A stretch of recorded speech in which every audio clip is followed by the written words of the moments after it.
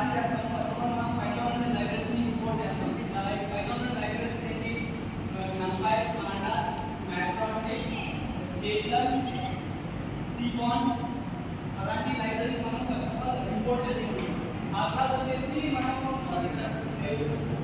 ఒక machine train చేయాలంటే మనం బేసిక్గా కావాల్సిన data set. So data set ఎక్కడ దొరుకుతుందంటే క్యాగర్ అనే వెబ్సైట్ నుంచి దొరుకుతుంది. డేటా సెట్ ఎందుకు ఇంపార్టెంట్ అంటే డేటా సెట్ కాకుండా మెషిన్ అనేది ట్రైన్ కాదు. తర్వాత data pre processing. Data set ఇచ్చిన తర్వాత డేటాని ప్రీ ప్రాసెస్ చేయాలి. లైక్ ఇప్పుడు డేటా సెట్ని తీసుకొని దాన్ని ఇంపోర్ట్ చేసిన తర్వాత ఇంపోర్ట్ డేటా అనేది క్లమ్జీగా ఉంటుంది. సో డేటా ప్రీ ప్రాసెసింగ్ అనేది చేస్తే మన డేటా అనేది కొంచెం క్లీన్ ఉంటుంది. ఆ తర్వాత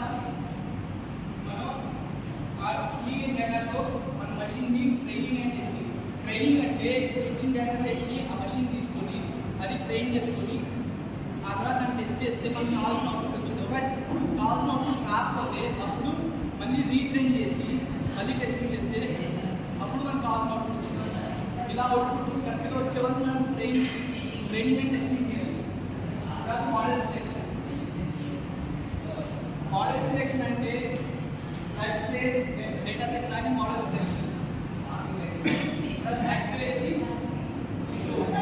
యాక్యురసీ సోర్స్ అంటే ఫర్ ఎగ్జాంపుల్ ఇప్పుడు మనం ట్రైన్ చేసిన డేటా టెస్ట్ పంపించినప్పుడు ఫర్ ఎగ్జాంపుల్ డేటా అనేది 0.79 ఆర్ 1 ఆర్ ఇలా వచ్చినప్పుడు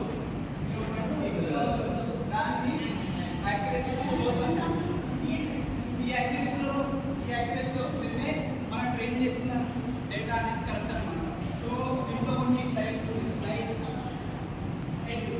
సో మనం డేటా సెట్ని ఎప్పుడైతే డేటా ప్రీ ప్రాసెసింగ్ చేస్తామో అప్పుడు హెడ్ అనేది వాడితే ఫస్ట్ ప్రైమ్ 5 రోజు అనేది ఆ డేటా సెట్ ప్రింట్ అవుతుంది. ఆ తర్వాత ట్రైల్ అనే వర్డ్ వాడితే ట్రైల్ అనే కీవర్డ్ వాడితే లాస్ట్ 5 రోజు అనేది ప్రింట్ అవుతుంది. తర్వాత ఇన్ఫో అనే వర్డ్ వాడితే మనకి కావాల్సిన రోస్ అండ్ కాలమ్స్ ఎన్నైతే రోస్ ఉన్నాయి ఎన్నైతే కాలమ్స్ ఉన్నాయి అవన్నీ ప్రింట్ అవుతుంది. తర్వాత ఈ డ్రాప్ ఎందుకు యూజ్ చేస్తామంటే మనం ఫర్ ఎగ్జాంపుల్ ఇప్పుడు డేటా సెట్లో కొన్ని నల్ వాల్యూస్ అనేవి ఉంటాయి. ఆ నల్ వాల్యూస్ అనేవి ప్రింట్ కాకుండా ఉండడానికి మనం డ్రాప్ అని వర్డ్ యూజ్ చేస్తాం. ఫర్ ఎగ్జాంపుల్ చెప్పాలంటే డ్రాప్ యూజ్ చేసి నల్ వాల్యూస్ అన్ని డిలీట్ అయిపోతాయి.